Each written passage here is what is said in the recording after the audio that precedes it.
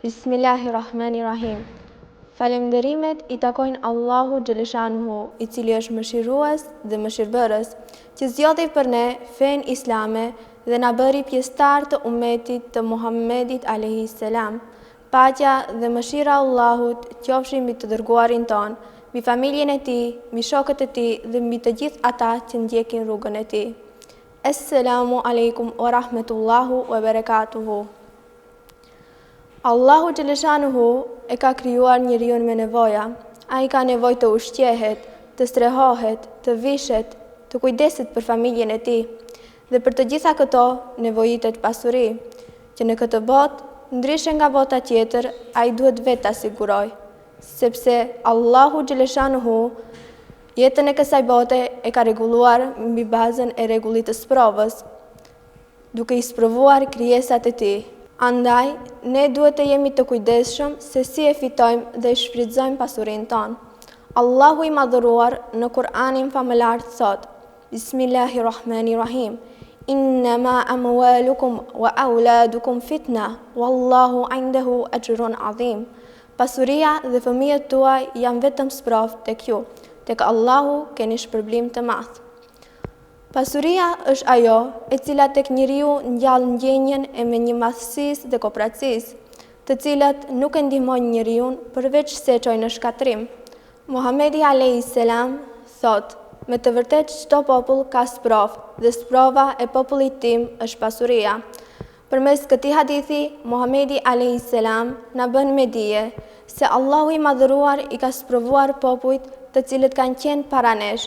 Andaj edhe neve po na sprovon, e që sprova jon është pasuria, është e rëndë për njeriu, e sidomos kohëve të fundit, ku pasuria është bërë edhe gjëja më e dashur për të. Andaj, vlen të përmendim një ngjarje ku Muhamedi alayhis salam thot: te Beni Izrailët kishte 3 persona, njëri ishte I sëmurë me lebroz, njëri ishte qeroz, kurse tjetri ishte I verbër. Allahu deshi t'i sprovoj ato dhe dërgoi një engjëll tek ata. Engjulli së pari shkoi tek njeriu I sëmurë me lebroz dhe e pyeti: cila është gjëja më e dashur për ty? Ndërsa njeriu I tha: unë dua që të kem një ngjyrë të mirë dhe lëkurë të bukur, sepse njerëzit kanë neveri prej meje dhe largohen.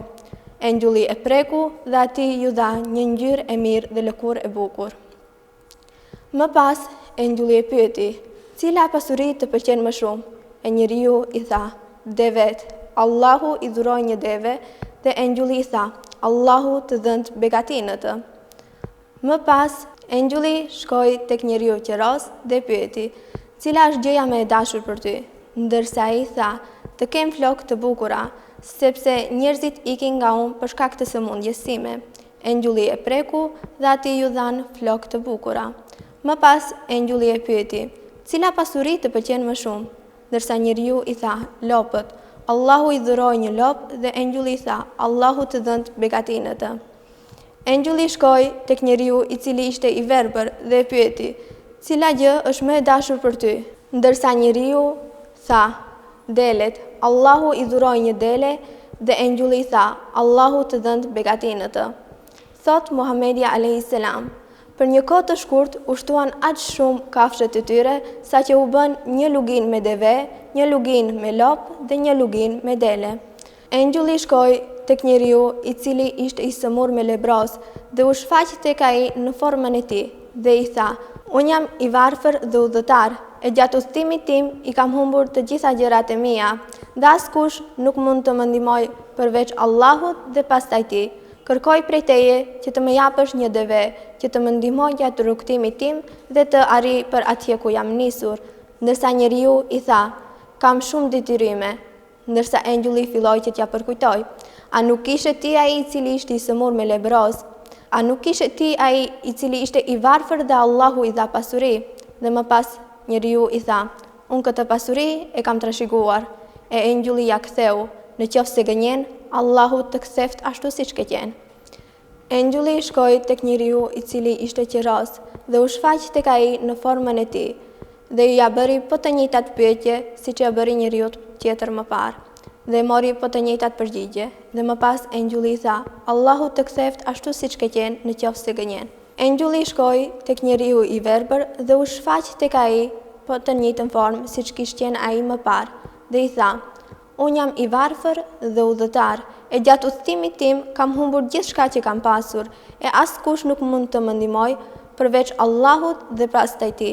Kërkoj prej teje që të më japësh një dele, që të më ndihmoj gjatë rrugtimit tim dhe të arri për atje ku jam nisur." Ndërsa njeriu i tha: "Unë dikur isha i verbër dhe Allahu më fali shikimin, andaj për hir të Allahut merr ç'të duash dhe lër ç'të duash, nuk do të ndaloj në asgjë." Më pas, engjulli i tha: "Mua nuk më duhet pasuria jote.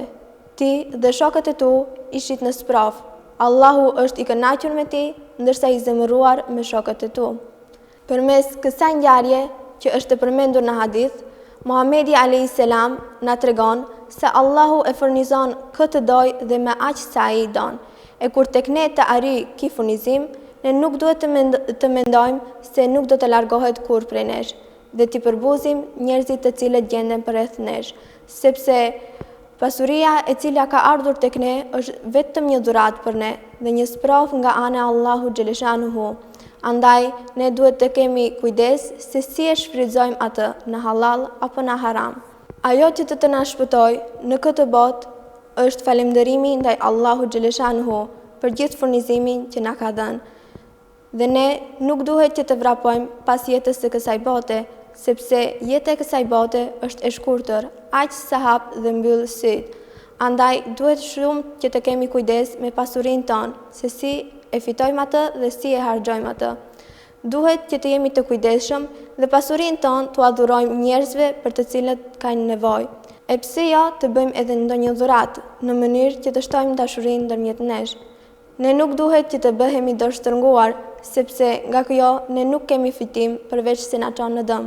Po vallë, a do të merremi në pyetje në mënyrën se si e fituam pasurinë tonë, në mënyrën se si e shfrytzuam atë? Andaj vlen të përmendim një ngjarje. Në kohën e Isras dhe Miraxhit, kur Allahu xhaleshanuhu ja mundsoi Muhamedit a.s. ngritje në 7 katje, ja mundsoi Miraxhin mbi Sidratul Muntaha.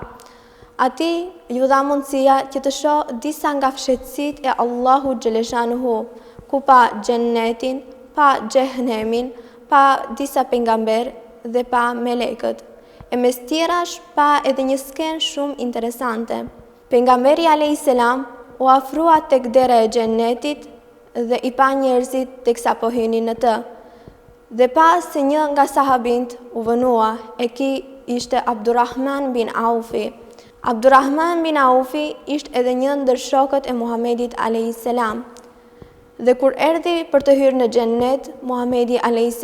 e pyeti: "Pse u vënove? Pse kaq me vonesë për në xhennet?" Abdurrahmani ishte nga 10 të përgëzuarit me xhennet dhe në të njëjtën kohë ishte edhe një njeri i pasur. Dhe kur Muhamedi a.s.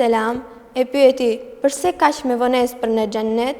atëherës Abdurrahmani ju përgjigj: "Ja Resulallah, unë u vënova për shkak se Allahu më mori në pyetje se si e kam fituar pasurinë time, si e kam menaxhuar atë dhe si e kam harxhuar atë. E sa që sikurse të ishte në vendin tim ndonjë fëmijë, ai do të ishte mplakur me njëherë." Muhamedi a.s. kur u kthye nga Miraxhi, të nesërmen mes lajmeve të mira që u dha sahabëve, tregoi edhe për këtë ngjarje interesante të Abdurrahman bin Aufit. Ndërsa Abdurrahman bin Aufi, kur e dëgjoi këtë, gjithë pasurinë që kishte e dha sadaka për hir të Allahut xhaleshanuhu dhe nga frika e llogaridhënies, sepse ajo është dita ku ne do të japim llogari. Andaj, vëllezër dhe motra të nderuara, të kemi kujdes se si e fitojmë pasurinë tonë, si e menaxhojmë atë dhe si e harxojmë, në halal apo në haram, sepse në ditën e llogarisë ne do të merremi në pyetje për to. Allahu xhaleshanuhu do të na marrë në pyetje deri në imtësitë më të vogla, deri në detajet më të vogla rreth pasurisë. Lusim Allahun xhaleshanuhu që të na lehtësojë çështjet tona në ditën kur do të japim llogari. Assalamu alaikum wa rahmatullahi wa barakatuhu.